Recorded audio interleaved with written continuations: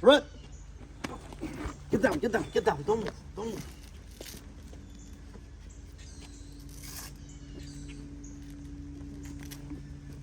Run through.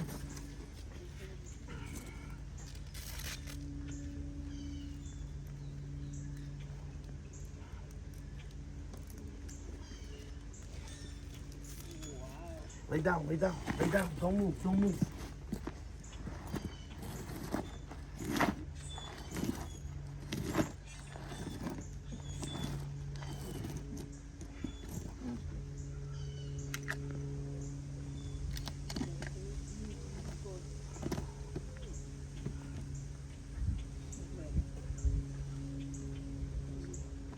Okay, so what happened was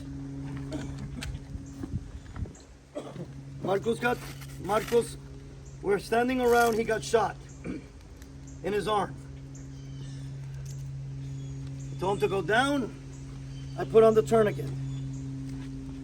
You put it over, there's different ways. There's one that tells you if the wound's here, put it here, but not on the joint. And the way they teach it now, which is easier, is go to the highest extremity. So I went to the higher extremity.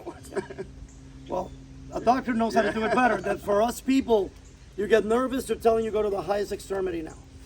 Whether it's the leg or the arm. I tighten it up, I bring it around. I could put the time if I need to. I'm getting shot at. I'm not gonna have time. We were covered and concealed. Told Marcos to get down. I even pushed him down. I low crawled closer to be able to shoot. This could have been a big wall with a space there. So, the low crawl, I keep myself, my head goes up and my whole body's like rubbing.